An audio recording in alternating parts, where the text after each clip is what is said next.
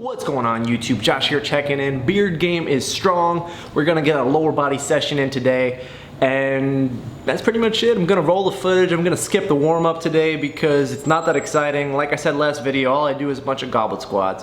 So we're gonna get right into it. We'll see what we got in for store today. Let's roll the video. Alright YouTube, so I'm gonna be honest here. This video is over a month old, and quite frankly, I'm a pretty terrible YouTuber. I'm guilty as charged. I wanted to start off just talking a little bit about priorities. You know, when you spend so much time lifting and doing other things, sometimes it's kind of hard to take a step back and see where everything fits in the big scheme of things. You know, I'm the strength doc. I'm actually a doctor, and I'm a new doctor, so I'm spending a lot of time at the hospital. I'm trying to, you know, be a better doctor, learn on the job, learn at home. So that takes up a big chunk of my time. And then after that, you know, before I start dedicating time to lifting, I need to make sure that my relationships, both personal and family, are not really, going by the wayside. You need to find a balance between all these things. And for me, that's one of the huge advantages of having a home gym. I don't waste all that time going to the gym back and forth. I can train whenever I have time, quite frankly.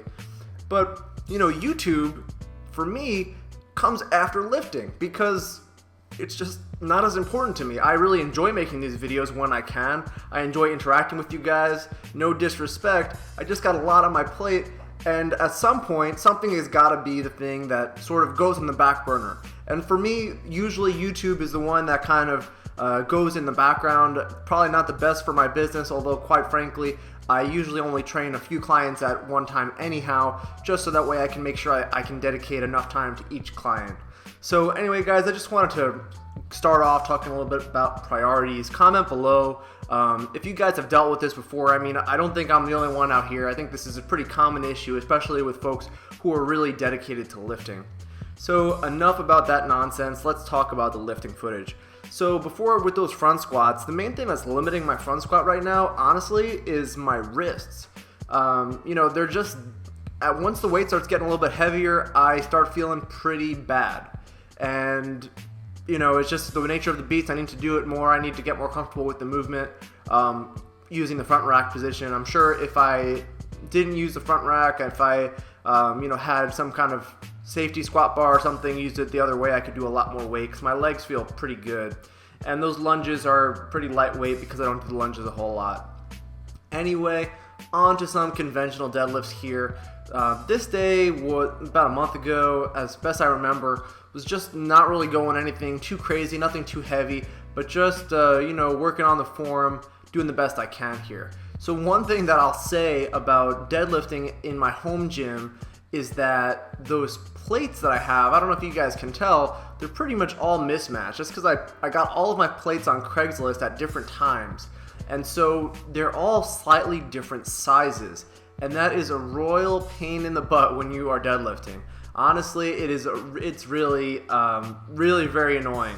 Because sort of when you try and pull the tension out of the bar, some of the plates will draw tension, but some of them won't, so you sort of have a delayed reaction off the floor, and it doesn't feel quite as smooth as if you were using say all plates that were from the same set, or even more so when you're using competition plates that are really cut to precision standards, that all weigh exactly the same weight and that are all, pretty much exactly the same dimensions.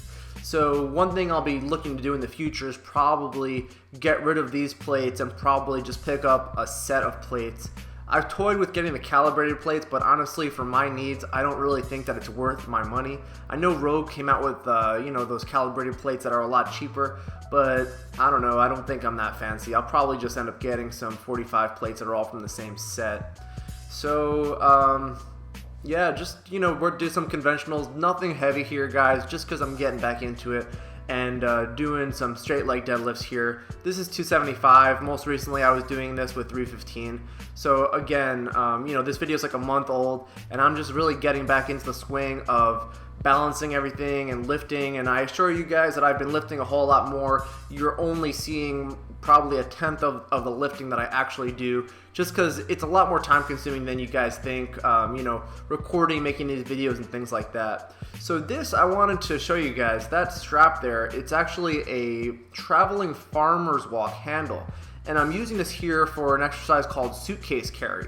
So you basically, ideally this would be with a large kettlebell or dumbbell, and the goal here is to kind of just walk around with it as you would with the farmer's walk, except with just one hand. So that'll really hit the obliques there. I'm actually kind of curious if any of you guys have home gyms, if you have any comments about good oblique exercises for home. That's it, guys. I'll catch y'all in the next video.